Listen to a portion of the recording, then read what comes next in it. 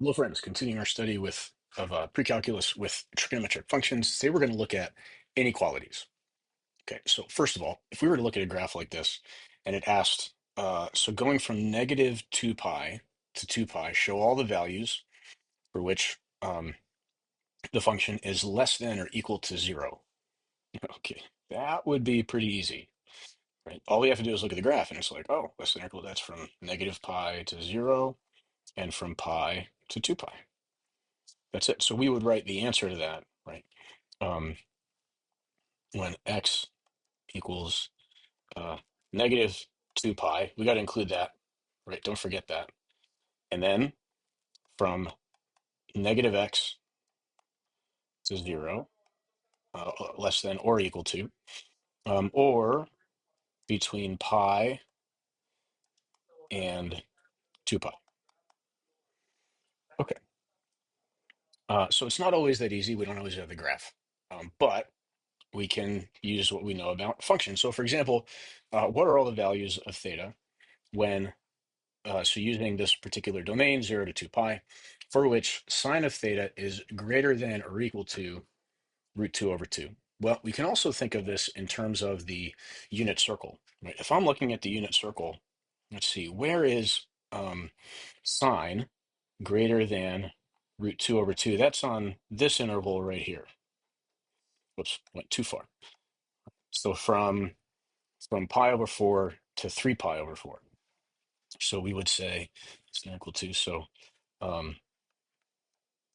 over 4 when theta is greater than or equal to pi over 4, and then less than or equal to 3 pi over 4. That's when it's greater than or equal to root 2 over 2. Example 3, let's take a look. For this one, we want to find all the values for which f of x is less than g of x on the interval from 0 to 2 pi.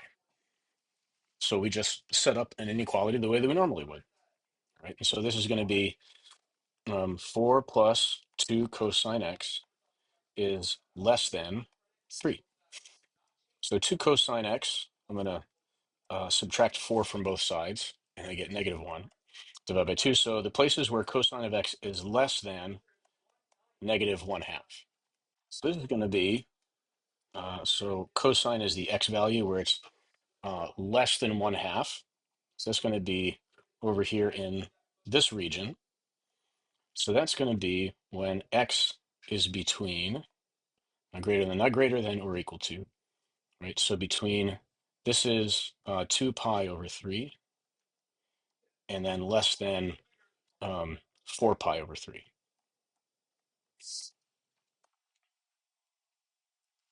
So very similar to what we were doing before, just we have inequalities in here. So another one, we're looking for the place where we're given h and k. We want to know on this interval 0 to 2 pi where h is greater than k.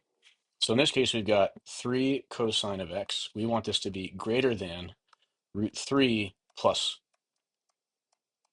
cosine of x. Okay, well, let's see. I'm going to subtract cosine x from both sides. So I get 2 cosine of x is greater than root 3. Cosine of x is greater than root 3 over 2. On the unit circle, greater than root 3 over 2. That's, over here in this region. And so this is pi over 6. And then this is 11 pi over 6. 11 pi over 6. It's a little tricky to write. But it's that's not one interval, because on the interval from 0 to 2 pi, this is actually broken up here, right? It's like this and then this. So it's when x is greater than 0 and less than pi over 6. And then also, and we don't even necessarily have to include the 0 there because it's implied in the domain. And also between 11 pi over 6 and 2 pi. It's supposed to be 11 pi over 6. Okay. And sorry, we are including 0. So actually, we should have here the or equal to. So again, what are the steps for doing this kind of thing? You set them up in the inequality the way that you would any other kind of inequality. It's just that now we've got the trigonometric functions. If we're going to do a chart, right, like we've done these charts before where the function is greater than 0, less than 0, then you set up the sign chart, you find the zeros, set up the sign chart, and then plug in values to see where it's going to be greater than or less than 0. So let's see. Okay, so let's see an example of this. We're given this function, and we want to know where is this true, this inequality, on the interval 0 to 2 pi. So let's take a look. We've got 2 sine squared of theta plus sine of theta, no, not equals, is less than 0. Okay, the way that we want to solve this is we do sine theta, factor that out. So we end up with 2 sine of theta plus 1 is less than 0. So let's set these equals 0 to find our zeros. We're going to have sine of theta equals 0. So we get zeros at pi over 2 and 3 pi over 2. And then now we set this other thing equal to 0. So 2 sine of theta plus 1, set that equal to 0. You end up with 2 sine of theta equals -1, and sine of theta equals -1/2. That happens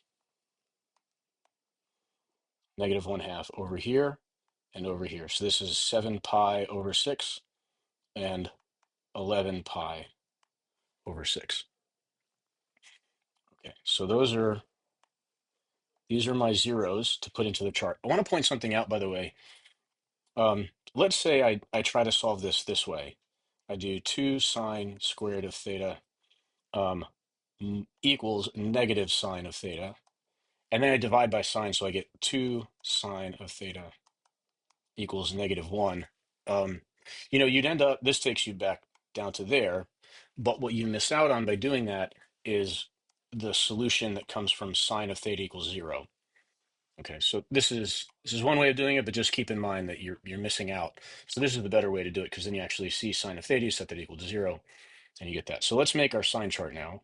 Okay, so now we test this out with this thing over here, and we look to see, do we end up with positive or negative?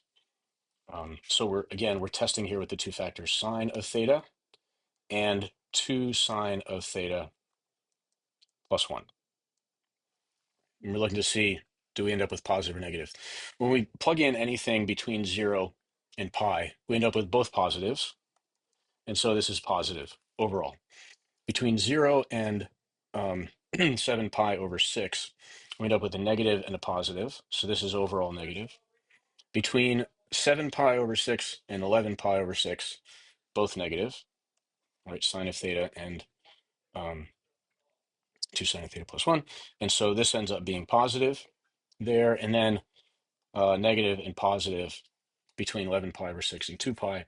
And so this ends up being overall negative. So our solutions are between, so we got theta as the variable in this one, between pi and 7 pi over 6, and also 11 pi over 6 and 2 pi.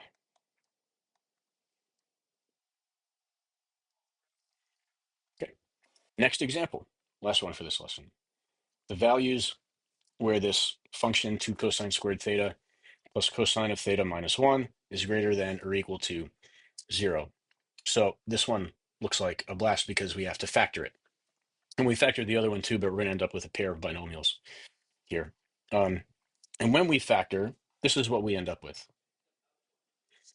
So we're finding where 2 cosine of theta minus 1 and cosine of theta plus 1, we're setting this equal to 0, right? So 2 cosine of theta